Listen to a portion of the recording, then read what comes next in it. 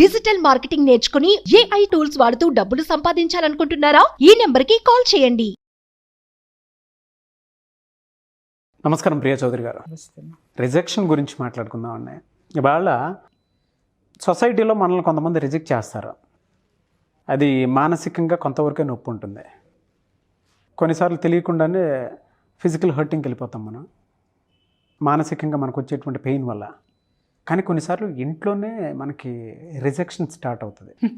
నిజంగా తిరస్కారానికి తెలియకుండానే గురవుతూ ఉంటాము. అది ఎలా ప్రభావితం చేయగలుగుతుంది మనల్ని? అండ్ ఒకవేళ ఎదుటోడు మనల్ని రిజెక్ట్ చేశాడు అని అంటే దాన్ని ఎలా తీసుకోవాలని? అందరూ అన్ని రకాలుగా అన్ని వేళలా తీసుకోలేరు. సమయం సందర్భాన్ని బట్టి ఒక్కొక్కరికి ఒక్కొక్కలాగా సిచ్యువేషన్ బట్టి ఫేస్ చేస్తూ ఉంటారు. కాబట్టి అడుగుతున్నాను, బట్ రిజెక్షన్ని ఎలా తీసుకోగలగాలి?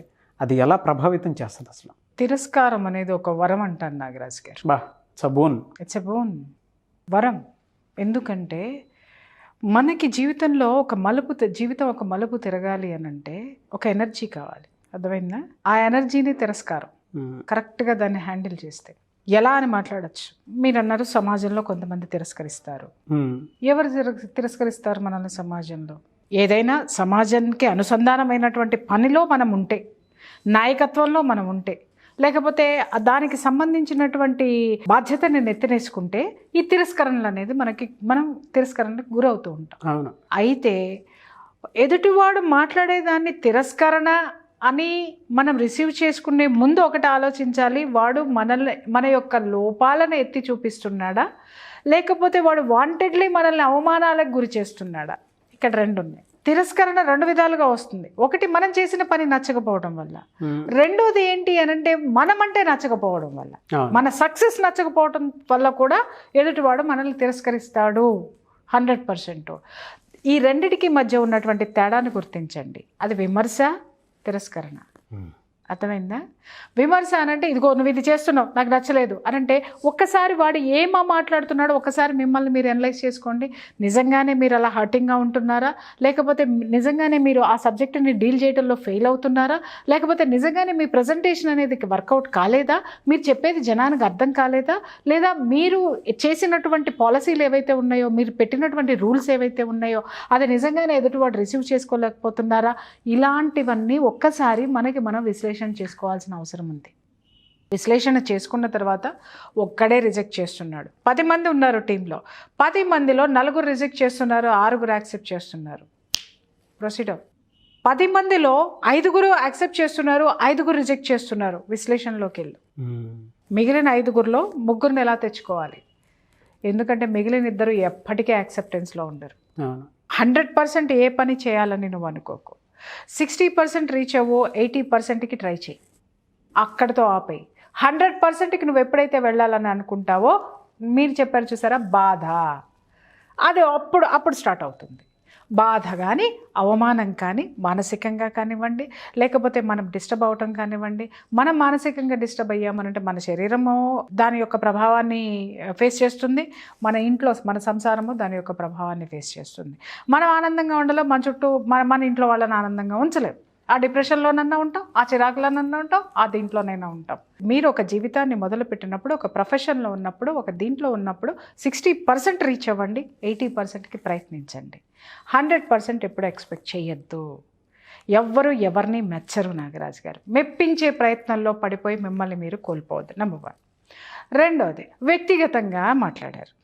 ఇప్పుడు ఒక లవర్ ఉన్నాడు, వాడికి ఒక అమ్మాయి నచ్చింది, చదువుకునేటప్పుడు బాగుంది, ఆ అమ్మాయి నాదే అనుకున్నాడు, ఖర్చు వేసుకున్నాడు, అంతా అయిపోయింది. చదువు అంతా అయిపోయిన తర్వాత ఈ అమ్మాయికి ఆ అబ్బాయి కంటే బెటర్ వన్ దొరికాడు అనుకుందాం. లేదు, అసలు ఈ అమ్మాయికి అతని మీద అసలు ఫీలింగే లేదనుకుందాం. అతను ఏమనుకున్నాడు, చదువు అయిపోయిన తర్వాత చెప్పి అప్పుడు ఎమ్మటే పెళ్లి చేసుకుందాం అనుకున్నాడు.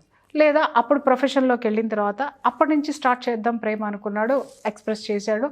ఎక్స్ప్రెస్ చేసిన తర్వాత ఆ అమ్మాయి సంస్కారవంతమైంది అనుకోండి, ఒక మాట చెప్తుంది ఏంటంటే ఐఎమ్ సారీ నాకు ఆ ఫీలింగ్స్ లేవు అంటది. లేదు అనంటే, సో ఒకవేళ ప్రేమించాడు అనుకుందాం, ప్రేమించాడు అనుకున్న తర్వాత ఆ అమ్మాయి ధైర్యవంతురాలైతే, లేకపోతే మనం ఒక టాపిక్లో మాట్లాడుకున్నట్టు ముక్కుసూటి మనస్తత్వం అయితే నువ్వు నాకు నచ్చలేదు బాగుంటుంది. మీరు ఒక మంచి పాయింట్ ఒకటి చెప్పారన్న, నాకు అది బాగా నచ్చింది.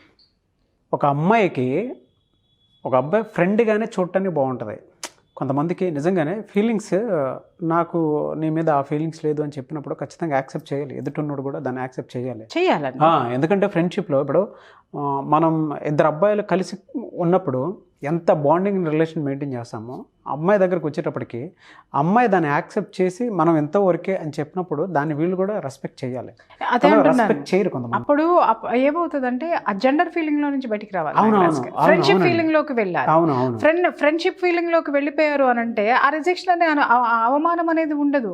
ఇట్స్ ఓకే, నేను అలా అనుకున్నాను, ఐఎమ్ సో సారీ, మంచి ఫ్రెండ్స్ గా ఉందాము, లేదు ఫ్రెండ్షిప్ అవసరం లేదు, ఐఎమ్ సారీ అని పక్కకి వెళ్ళిపో. అమ్మాయి మళ్ళీ నీతో ఫ్రెండ్షిప్ కంటిన్యూ చేస్తుంది, ఎందుకంటే నీ నుంచి ప్రమాదం రాలేదు. లేదు అమ్మాయి ముడుచుకుపోయే మనస్తత్వం ఉంది అని అనుకుందాము, సరే అసలు జీవితాంతం నీ వైపుకు చూడదు. ఆ ఒక అమ్మాయి లేకపోవడం వల్ల నీ జీవితం ఏం పోలేదుగా.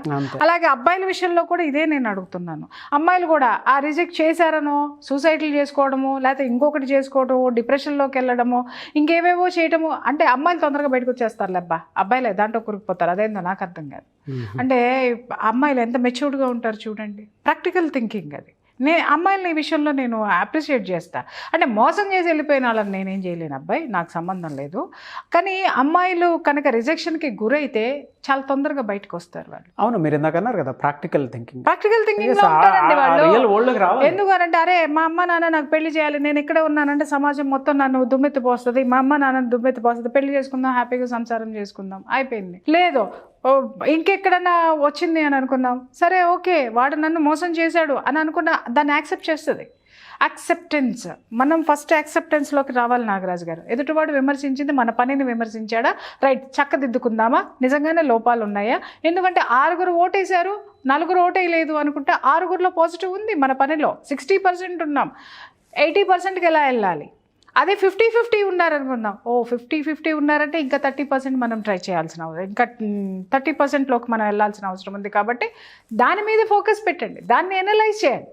అంతేగాని ఎదుటివాడు నన్నే అన్నాడు నేను అన్నారు నా అనేది ఎప్పుడైతే తీసుకుంటావో అప్పుడు నీ కెరీర్ లాస్ట్ అండి. దాంతోపాటు అలాగే వ్యక్తిగత జీవితంలో ప్రేమ అన్నాం బాగుంది, వైఫ్ అండ్ హస్బెండ్ మధ్య కూడా జరుగుతుంది. మీకు ఆ సంగతి తెలుసా?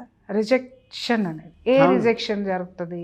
హస్బెండ్ బాగా సంపాదిస్తున్నాడు అనుకోండి, ఈగో విపరీతంగా ఉందనుకోండి, భార్యని ప్రతిసారి ప్రతి విషయంలో రిజెక్ట్ చేస్తాడు. నో ఏం చేస్తున్నావని, నీకు ఏముందని, ఏమండి ఆ చీర బాగుంది కొనుక్కోవచ్చా, ఇంత తగలేస్తున్నావు, నువ్వు ఇంట్లో ఖాళీగా కూర్చున్నావు, నువ్వేం చేస్తున్నావు, నీ మీద అంత ఖర్చు పెట్టాలి, అయిపోయింది. లేదు ఏదన్నా రిజెక్షన్ అయినా నాగరాజు గారు, ఆవిడ ఉండాలా బయటికి రావాలా తీసుకోవాలి అని ఇప్పుడు దాకా మనం చెప్పాం. ఆవిడ ఏం ఎనాలిసిస్ చేసుకుంటుంది? అరే అప్పుడు ఆమె ఏ స్థితికి వస్తుంది చెప్పమంటారా? నా భర్త నాకంటే చదువుకున్నాడు, నాకంటే తెలివిగలవాడు, నేనే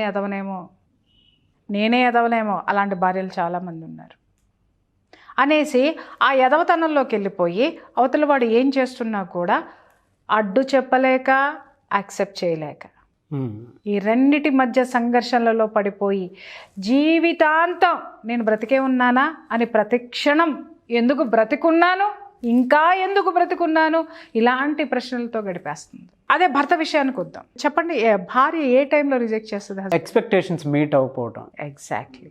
అది మినిమం కూడా మీట్ అవ్వకపోతే అప్పుడు రిజెక్ట్ లోకి వెళ్తుంది.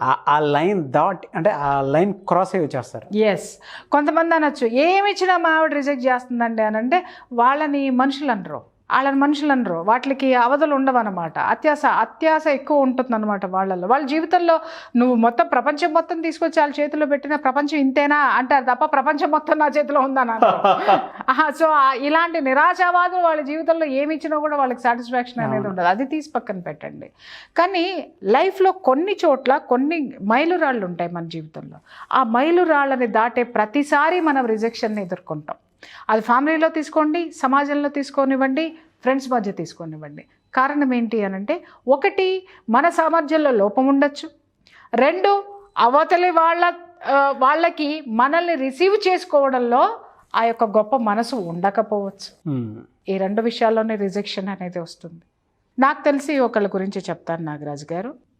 వైఫ్ ఎడ్యుకేటెడ్, ఒక ప్రొఫెషన్లో ఉండి వచ్చింది. హస్బెండ్ ఒక బిజినెస్ పర్సన్. అతనికి విపరీతమైనటువంటి సుపీరియారిటీ ఎక్కువ. ఈ వైఫ్ కొన్ని పరిస్థితులు, కొన్ని ఇష్యూస్, తన ఫ్యామిలీ, తన పుట్టింటి వాళ్ళు సహకరించకపోవటమో, లేకపోతే దునియాలో తన అంతవరకు చూసొచ్చిన జీవితమో, ఇదంతా చూసి ఎందుకు లేబ్బా ఒక మ్యారేజ్ అన్న తర్వాత అడ్జస్ట్ అయిపోయి ఉంటే హ్యాపీగా ఉందాము, ఇప్పటివరకు కష్టాలు పడ్డాం కదా, యాక్సెప్ట్ చేద్దాము అనే జోన్లోకి అడుగుపెట్టిందండి. అడుగుపెట్టిన తర్వాత రాను తను స్టార్ట్ అయిన వాళ్ళ ఫ్యామిలీ లైఫ్ స్టార్ట్ అయిన మొదటి రోజు నుంచి తనకి రిజెక్షన్ వస్తూ ఉందన్నమాట. నువ్వు వదనుకున్నాను, నువ్వు ఇంతేనా, నీకేం తెలీదు, నీకేం చేత కాదు అని అనడం మొదలు పెట్టేశాడు భర్త. మొదలు పెట్టేసరికి మొదట్లో బాగా ఆర్గ్యూ చేసింది. నాకెందుకు తెలీదు, నేను ప్రపంచాన్ని చూసొచ్చా, నేను నీకంటే ఇంత స్థాయిలో నేను ఉండొచ్చాను అనగానే అదిగో అదే నీ తలపొగరు, నేను నిన్న జీవితంలో నేను నిన్ను యాక్సెప్ట్ చేయను అని అనడం మొదలుపెట్టాడు. అట్లా ఒక 14 ఏళ్ళు భరించిందండి. 14 years అన్నిటిలో రిజెక్షనే. 10 మందిలోకి వెళ్తే అక్కడ ఏదో ఒక తన గురించి ఎక్కడా కూడా తన భర్త పాజిటివ్ చెప్పటం అనేది తను ఎప్పుడు రిసీవ్ చేసుకోలేదు. ఏది ఉన్నా కూడా అంతా తనకే తెలుసని చేస్తుందండి అని అనేవాడు. లేకపోతే నీకేం తెలుసు, నువ్వు నోరు మూసుకుని కూర్చో అనేవాడు. లేకపోతే తను ఏదన్నా చేసిన దాంట్లో లోపాలు వెతకటమే చేసేవాడు. ఆ తర్వాత ఆమెకు అర్థమైంది ఏంటి అనంటే ఇతనికి ఇన్ఫీరియారిటీ ఎక్కువ, నెంబర్ 1. రెండోది ఆడవాళ్ళంటే రెస్పెక్ట్ లేదు. అంతకు మించి ఏంటి అంటే he had extra marital affairs. So తనలో ఉన్నటువంటి లోపాలని భార్య ప్రశ్నించకుండా, తనని చొక్కా పట్టుకుని రోడ్డు మీదకి రానివ్వకుండా day 1 నుంచి అతను చాలా ప్లాన్ చేసుకుంటూ రిజెక్ట్ చేసుకుంటూ వచ్చాడు. నాగరాజ్ గారు భరించింది. వన్ ఫైన్ డే తనలోకి తను ఒకసారి చూసుకుంది. తనేంటో అస్తిత్వం కోల్పోయిందండి. తన చివరికి ఎలా అయిపోయింది అనంటే ఇంకా కొన్ని రోజులు ఆమె అక్కడే ఉండి ఉన్నట్టయితే ఒక పిచ్చిదానిలాగా ఆమెని క్రియేట్ చేసేసి అతను ఈజీగా వదిలించుకొని బయటికి వెళ్ళిపోయేవాడు. కానీ కరోనా చాలా పెద్ద ప్లస్ చేసింది వాళ్ళకి. ఆ టైంలో ఆమె తనని తాను రియలైజ్ చేసుకున్న తర్వాత తన శక్తి ఏంటి అనేది ఒకసారి తనలో ఉన్నటువంటి ఆ ఎనర్జీని బయటికి తీసిన తర్వాత కరోనా అందరి జీవితాలని అలకల్లోలం చేసేసింది. అవునండి. అప్పుడు ఇద్దరు కష్టపడాల్సినటువంటి పరిస్థితులు ఏర్పడినాయి. బయటికి అడుగు పెట్టింది. పెట్టడం ఎలా పెట్టింది సార్, ఇప్పటికీ అతను ఆమెను అందుకోలేనంత స్థాయికి ఎదిగింది. వెనక్కి తిరిగి చూడలా, సమాధానం చెప్పలా, అవకాశమే లేకుండా చేసింది. ఇప్పుడు అవతలి వాళ్ళ నోటి నుంచి వచ్చే మాట ఏంటి చెప్పండి? మా మాటే వినదు. మమ్మల్ని ఇప్పటికే యాక్సెప్ట్ చేయరు సార్, మాటే వినదు. అంత స్థాయికి వెళ్ళిందంటే ఎవరితో ద్వారా వెళ్ళిందో, ఎన్ని చేసి వెళ్ళిందో, ఎలా వెళ్ళిందో అని కూర్చొని ఆ హస్బెండ్ స్టోరీలు చెప్తాడు అందరికీ. అయినా ఆ కథలు స్టోరీలు విననంత ఎత్తుకి ఆవిడ ఎదిగిందండి. గ్రేట్ కదండి. కదా, రిజెక్షన్ని ఎలా తీసుకుంది? సబూన్ వరం. నువ్వు నన్ను రిజెక్ట్ చేసావు, నువ్వు నన్ను పలచన చేసావు, కానీ నా శక్తిని తొక్కేసావు, నా శక్తి ఏంటో నాకు తెలుసు అనుకుంది. తన జీవితాన్ని మళ్ళీ మొదలుపెట్టింది. ఈరోజు అతను వెనక్కి తిరిగి వచ్చినా అందుకోవాలని చూసినా ఆవిడ కిందకి దిగలేదు, ఇతను పైకి వెళ్ళలేడు. ఆ స్థాయి ఒక సింహాసనం వేసుకొని తను అక్కడ కూర్చుంది. ఈరోజు తనకు ఒక లోకం ఉంది, ఒక ప్రపంచం ఉంది, ఒక స్థాయి ఉంది, ఒక స్థానం ఉంది ఈ సమాజంలో. మరి 14 సంవత్సరాల డిప్రెషన్ లేదా? 14 సంవత్సరాల అవమానం లేదా? 14 సంవత్సరాలు ఆవిడ పడినటువంటి క్షోభకి ఎవరైనా ఆమెకి సపోర్ట్ చేశారా? ఎవరికైనా వెళ్ళి ఇప్పుడు మగాడు ఏదన్నా అంటే ఆడదాన్ని పుట్టింట్లోకి వెళ్ళి చెప్పుకుంది అనుకోండి, ఏమంటారు? మగాడమ్మా పడాలి. స్నేహితురాలకు చెప్పుకుంది అనుకోండి, చల్లే ఊరుకోబ్బా, అంత అందంగా ఉండేటటువంటి అన్నయ్య గారు ఇలా మాట్లాడతారు, అదేందో అర్థం కాదు. ఆ అన్నయ్య అందంగా ఉంటే ఈవిడికి వచ్చిన బాధ ఏంటో అర్థం కాదు. ఆ అన్నయ్యలో ఉన్న గుణాలన్నీ ఈ చెల్లెమ్మకి మాత్రమే కనపడతాయి, ఇంకెవరికి అర్థం కాదు. అదే ఇంకో పెద్ద వయసు ఉన్న ఆవిడకి దగ్గరికి వెళ్ళి చూసాం అనుకో, చాలే ఊరుకోమ్మా, ఏం చేస్తాం, ఇదంతా ఇంతే, ఇట్లనే ఉంటారు. సరే వేరే ఫ్రెండ్కి వెళ్ళి చెప్పుకుందాము, ఫ్రెండ్కి చెప్పినామనుకో, వచ్చే బయటికి, నీకు అవసరమా, వచ్చే బయటికి. అరే వచ్చిన తర్వాత ఏం చేయాలి? ఎవరు చెప్పలేరు. అంటే మనకి మనమే ఒక దారి ఏర్పాటు చేసుకోవాలి.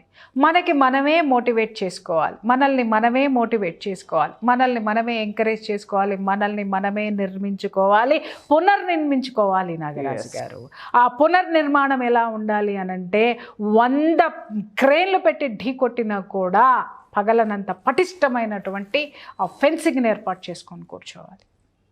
రిజెక్షన్ ఎలా తీసుకోవాలి? వజ్ర కవచం. నీ ఎదుగుదలకి దాన్ని ఒక ఎనర్జీ కింద తీసుకోండి.